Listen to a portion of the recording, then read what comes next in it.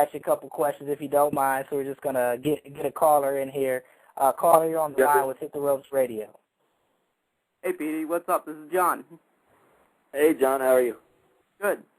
How long did it take you to do the Canadian Destroyer? Because I believe that's the one move out of every single finishing move to be the toughest and the best move ever to do. How long did it take you to do that?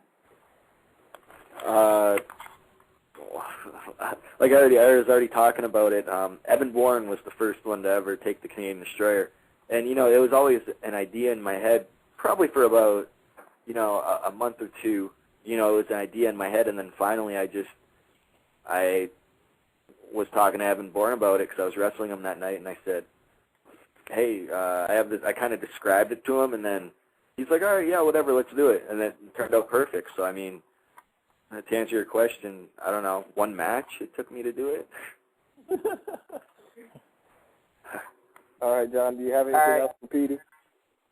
Who's one more? Who's your favorite wrestler that you've ever wanted to be like? Like, I'm going to be like him when I grow up. Is there one particular wrestler you wanted to be like when you were a kid?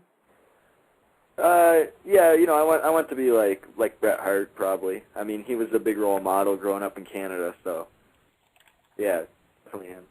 Is it illegal not to like Bret Hart in Canada? I think it is. I think I'm starting to hate him now because all these interviews, I'm like, yeah, I want to be like Bret Hart. Yeah, I want to be like Bret Hart. Bret Hart.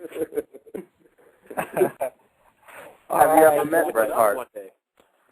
What? I'm sorry. What? You got to switch it up. Have you ever met Bret? Yeah. I think I was on like 3 different occasions. I did like a UK tour with him. We did something up in Canada together.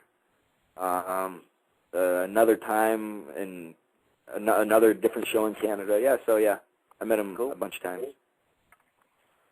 All right. All right, John. Well, thanks a lot for calling, man. All right. Thanks. Okay, John. Thanks. You too. All right, and looks like we got another caller here from the 201. Caller, you're on the line with Hit the Ropes Radio, and Petey Williams. Hey, what's going on, Petey Williams? It's the best there is. Hey, what's going on? How are you, Petey? Petey? Good, how are you? Player. He's a Canadian, just like me, and my brother Owen. And not just kidding. I just want to say I'm a big fan. I'm really frustrated because of the way they released you. Looking back in TNA, you were very good. And the people, a lot of the things that people would say is, okay, Petey's small. But you know what? You see the way you performed? You outshined your height. Height really didn't make a difference. If you look at Rey Mysterio, it's just about the same. You're very creative, very talented. You're still very young. You got your whole future in front of you.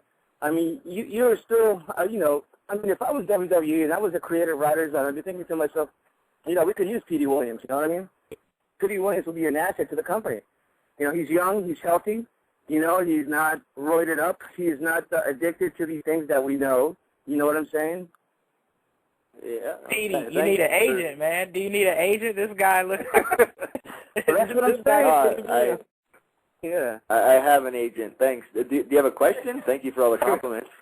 Yeah, but the question to me for you is actually are you planning to go to WWE at any time or where would you like to work anyway? That is my actual question.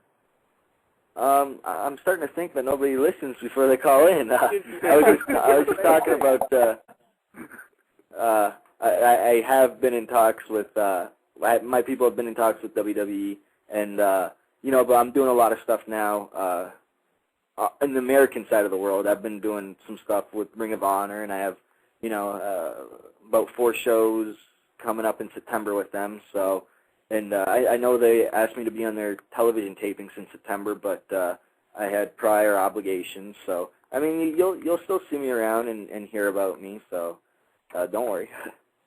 Yeah, I just wanted to say I think TNA really messed up letting you go. It was a big mistake. Oh, well, everything happens for a reason, my friend.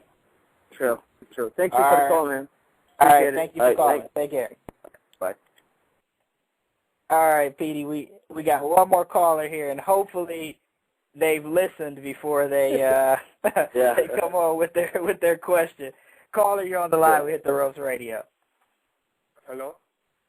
Yes. I had a WWE question. Is it for What? Petey Williams? No, it's from I wanted to know, do you think that they'll ever give The Undertaker back the title? Okay. Definitely. Definitely. You're gonna have to He's call back gonna for that win it. answer, but sure, they'll put it on him. Yeah, he's going to win it and hold it until for 10 years. Exactly. My prediction. It's not going to happen. 10 years. Yeah. 10 years. Well, thank you for calling, caller, with the Undertaker question at the absolute wrong time. But go ahead. Callers are Dave. making us look bad, man. I know, aren't they? Aren't they? And he's like, No screener.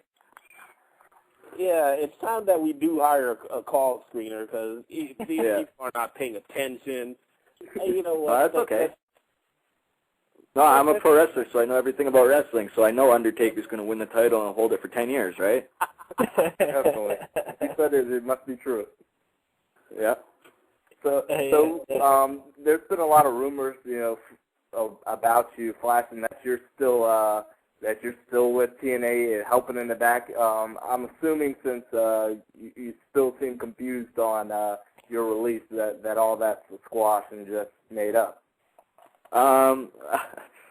A lot of people think that it's just one big angle, and they've been sitting at home paying me for ever. I don't know, which would be great because I'd be making money doing nothing, but I wish that were true. No, and a lot of people, too, like, they think I'm suicide or something, and I'm like, no, I'm not suicide. That's somebody else.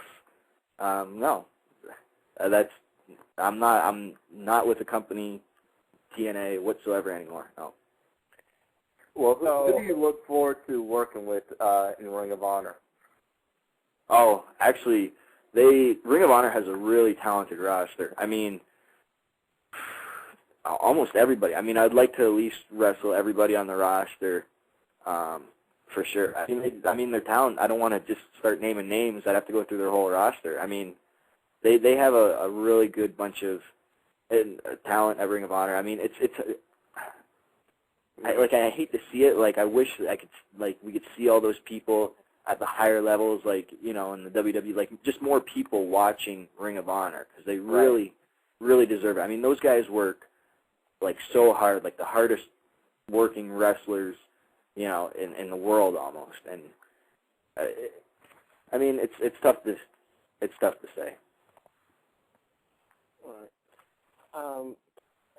Now, if TNA was to ever come back to you with an offer for you to return, and now that, Scott D'Amore is back, working in the back, are you intrigued about returning?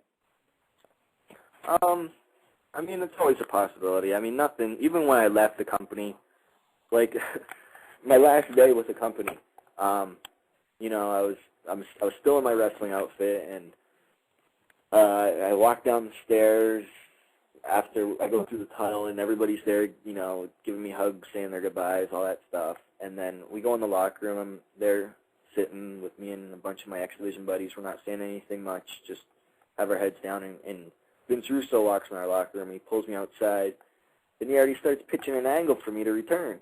And I'm like Vince, I'm done. My contract's expired. Like, I'm not working here anymore. Like, it just goes to show that, like, I don't know, maybe TNA realizes they made a mistake by releasing me.